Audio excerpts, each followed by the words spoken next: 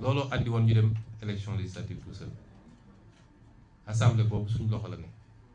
ma feddali ni assemblée boobu duñ ko utiliser pour xeex ko.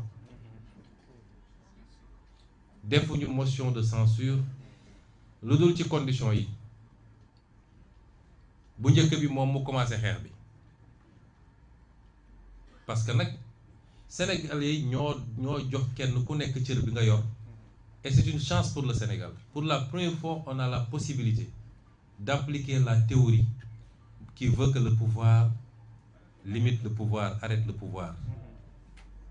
sans pour autant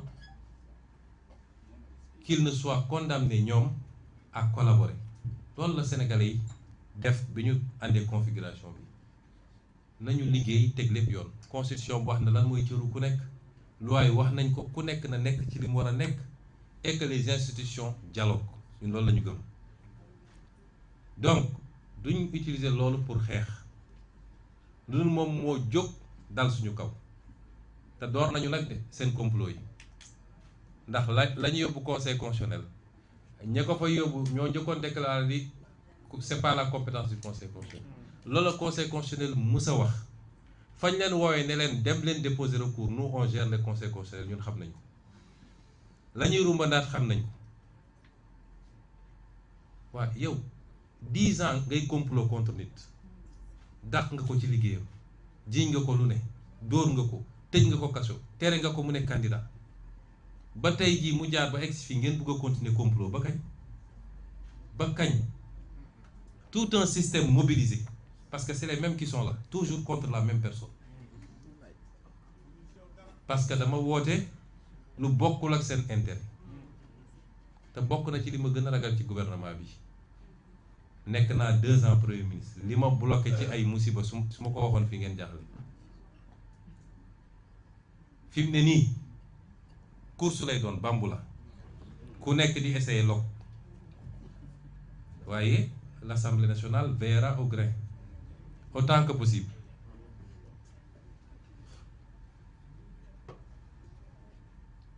nee naa bu njëkk bi mooy ñu commencer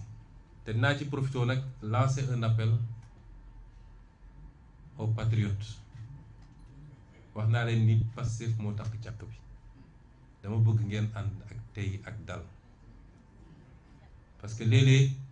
patriotes yi li ñuy yàq yenn patriotes yi li ñuy yàq moom li ñuy defar. chaque jour ku xëy di jaay ni maa gën a mer maa gën a gëm affaire bi dem bind loo xam ne bindloowuñu la ko dem wax loo xam ne waxloowuñu la ko loolu avancé woo parti bi da nga koy delloo gannaaw. Pastef parti xam-xam la parti programme la parti projet la loolu moo ñu andi fi ñu ne chaque jour ñu wax ko depuis des années ñu ngi koy wax santuñu loolu waa Pastef parce que ñi ñu seqal dañu xam Pastef dañ naan ay xale fa ne bëri xadal chaque jour ñu def benn provocation pour xale yi am nu ñu réagir. ils vont continuer la provocation lii ñuy convoqué ñoom Cheikh Bara ak ñoom gi yëpp provocation la parce que xam nañ ni un député en session jàppoo ko flagrant délit nga koy convoqué procureur bi ko def moom xam nañ li mu def waru koo def xam na ko parce que poursuivre na fi ay nit dafa saisir Assemblée nationale pour ñu lever leur immunité parlementaire le même procureur mais quand c'est Pastef tout est permis yooyu yëpp provocation la waaye ne cédez pas à la provocation. ànd leen seen tey ak dal mandat bi jeex na ba noppi nun du ñun ñooy adversaire u Diomaye Faye ak coalition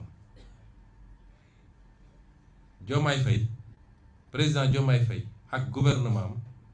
ñoom dañoo war a wax ak Sénégal dañoo war a jublu ci yittey Sénégalais ñoom ñoo exécutif te réew mi am na fu mu toll ñi ngi dëgmal nawet bi njëg yi nit ñi jaaxle nañu est-ce que dañuy yokk du ñu yokk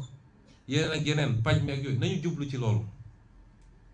loolu mooy seen adversaire dëgg. bu ngeen gisee ma nekk 2 ans gouvernement kenn dégguma ma wax parce que dama xamoon ni ñu bëri reproché nañ ma ko ci parti bi bañ naan dañu bàyyi parti bi bàyyiwuñu ko. quand tu gères le pouvoir sa première action politique mooy nooy def ba répondre aux préoccupations des Sénégalais loolu mooy sa première action politique. kon ñoom ci loolu lañ leen xaare bu ñu leen may fu ñu langaamoo ci ñun ne ñun ñoo leen tere gouverner réew maa ngi ni moom mooy président am na gouvernement am na budget am na tous les moyens de l'État na jublu ci liggéey bi waaye ñun duñu adversaire am opposition bi it xam naa ni fi mu ne nii jaaxle nañ parce que ñoom li ñu bëgg mooy opposé wu à Sonko ak Pastef ñoom loolu la ñu bëgg léegi nag jaaxle nañu parce que ñun suñu positionnement mënatoo xëy ne Sonko la mënatoo ko te bëgguñu daal ci Diomaye parce que ñi ngi xool nu ñuy naxanteeg moom pour ñu def seeni dil moo tax ñoom jaaxle nañu foofu lañ toll ci Sénégal kon ñun waa Pastef buñ may gaa yi lu ñu defee loolu mais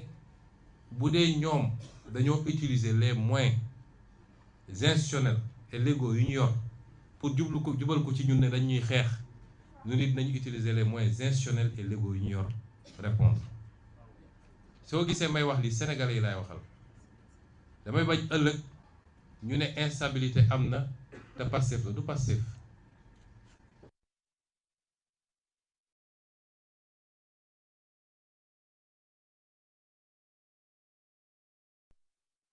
gouvernement am na yeneen pexe bu jëlee ay moyens dal ko ci ñun dañu utiliser suñu moyens ñu nit ci cadre boobu mais su loolu amul nañu responsable ñun ñëpp te ñu xalaat Sénégalais yi ñu jublu ci liggéey bi loolu rek la ñuy suggérer j'ose pas dire conseiller président Diomaye ak ñi mu àndal kon bu ñu tombé ils vont faire de la provocation commencé nañu déjà yaakaarul si dul loolu mooy fexe parce que li ñu bëgg a andi mooy image Pastef parti fitna loolu la ñu bëgg a andi man maa ko jàngal politique xam naa ni muy xalaatee bu leen tombé ci piège yooyu nañu continuer doxal terrain bi liggéey bi suba ngoon guddeeg bëccëg boole kook suñu bilan ak yaakaar gi sénégalais am yaakaar ci ñun ba léegi parce que def nañu une bonne partie li ñu war a permettre ñu yor les leviers de la révolution il faut ñu yeggale ko juste kon loolu xel lay àndal bu ñu duggee ci yenn yi même les bailleurs ne viendront pas les investisseurs ne viendront pas chaque jour ngeen gis Bloomberg note yi mu def ci Sénégal wala telle agence bu ñu duggoon tey ci cycle ñu naan dissolution am na tey amaat na ëllëg au moins sur 6 7 8 mois yi ñu jëm dara du ñëw Sénégal loolu nag amul lu ko jar surtout si dee ñun dañoo gëm ni ay patriotes lañu c'est l'ultime solution mais il faut que ñi ñu jàkkaarloo aussi ñu raisonnable ñu xam ni yàlla moo tudd nii kenn ku ne mu am lu mu la jox nga téye ko kon nañu rafetal jëm kanam. Lancer aussi le mot d'ordre mooy sama dernier kàddu aux patriotes ñeenti fan moo des defe naa pour congrès bi moom waru doon congrès bu ndaw de congrès bi moom buñ ko defee rek dañ xam ni Pastef du moroom gaa yi Pastef du dem ci bërëb ñu naan yaraax na Pastef du dem ci bërëb ñu naan nañu compter li fa ne Pastef bu organiser rek ñu xam ni Pastef organiser na kon focus sur le congrès focus sur les bracelets préparer leen mbir mi ba mu mat sëkk parce que nous sommes en marche pour récupérer ce qui nous revient. Ça commencera par les locales de 2027 ñu yeggali ko par la présidentielle de 2029 incha allah. di leen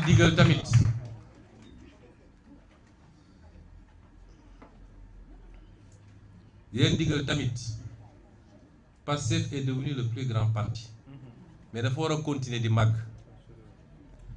surtout base bi laay waxal na ngeen yaatu ubbeeku ñi bëgg a ñëw Pastef bëri na de ñépp a bëgg a ñëw Pastef tekkiwul ni kiy ñëw day ñëw rek raxas leen wala yóbbu lépp parce que léeg-léeg ay kilifa wooma ay nit ay nit sax yu am ndombal tànk ne man de bëgg naa ñëw waaye sa gone yi vraiment ñun amuñu fayu gone yi bi muy métti yéen a fi nekkoon waaye mbir moo gis day continuer évoluer diine yi ñu gëm sax am na ñoo xam ne lu ne daj nañ ko ci xeex nañu gaañu nañu et cetera mais bu ñu demee ba gagné diine bi dafa continuer yaatu ay nit di tuub di ñëw ay nit di teew di ñëw est-ce que dañu leen naan déedéet doo ñëw parce que yow nekkoo fi woon yaatal leen rang yi 18 millions de sénégalais bi ñu buggee ñëw jël leen wax naa leen toujours yan condition la ñuy jëlee Pastef reste ce parti attrayant ouvert sénégalais buy politique fi mu toll nii bu amoon sañ-sañ Pastef lay nekk sénégalais buy politique bu amoon sañ-sañ Pastef lay nekk ubbeeku nañu yéen njaboot gi ubbeeku la nit ñi ñëw ngeen ànd ceeg yaatu yéen ñii di ñëw it ñëw leen avec humilité xam ne da ngeen fi fekk ñoo xam ne daj nañu lu mburu dul daj ci taal ngeen jox leen cër ñu ànd liggéey parce que ce pays a besoin de toutes ses forces pour une révolution pas une alternance mais pour une alternative daaneel ci DG yi ñu ma koy fàttali parce que Pastef tey ci état bi du ministre yi kese peut-être yoroon nañu lu mat 80 à 85% des ministres waaye yoroon nañu tamit lu toll noonu ci DG yi man li may wax directeur généraux yi directeur général ak ministre bokkul ministre est une fonction éminemment politique directeur général est un poste technique ndax nun nekkoon nañu opposition am ay directeurs généraux ak ay directeurs yoo xam ne ñu ngi woon ci ñun directeur général c'est un poste technique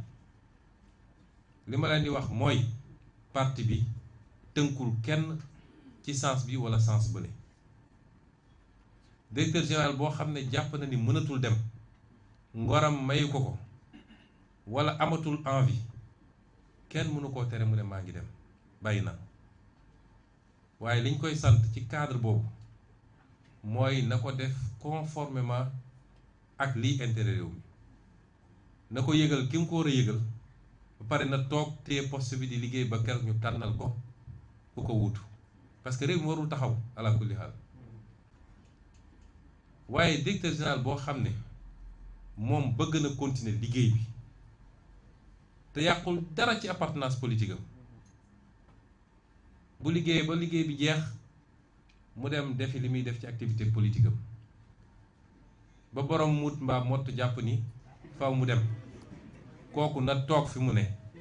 liggéey li muy liggéey ko ni mu ko doon liggéeyee ànd ceeg farlu wala sax mu yokk loolu mooy consigne parti bi parce que l'exercice d'une responsabilité publique c'est quelque part aussi un choix personnel waaye su dee l'exercice d'une fonction politique parti bi war na cee mën a am xalaatam ñun jógu nañu ñëpp dañu démissionné am na ñoo xam ne xalaat nañu loolu démission collective am na ñu ko xalaat mais su ñëpp jógee ne démissionné nañ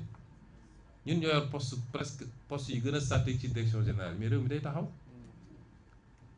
am na ñoo xam ne jël nañ seen responsabilité individuellement démissionné on respecte aussi leur position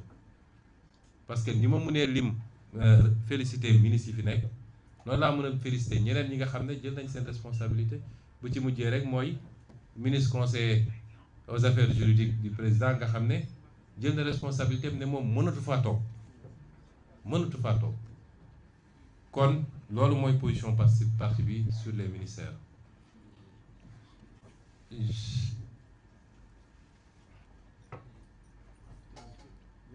Je vais résumer pour la version française, elle sera moins longue, rassurez-vous. Nous avons tenu cette déclaration pour édifier les Sénégalais sur un certain nombre de choses par rapport à ce qui se passe actuellement.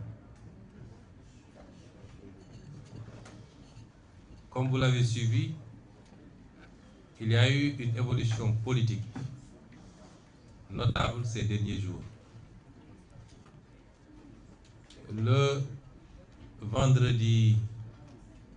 coïncident à quelle date? Le vendredi 24 mai, 22 mai 2026, le président de la République, son Excellence Bassirou Diomaye Diakhar Faye, m'a convié en tant que Premier ministre à une audience au Palais de la République. Je m'y suis rendu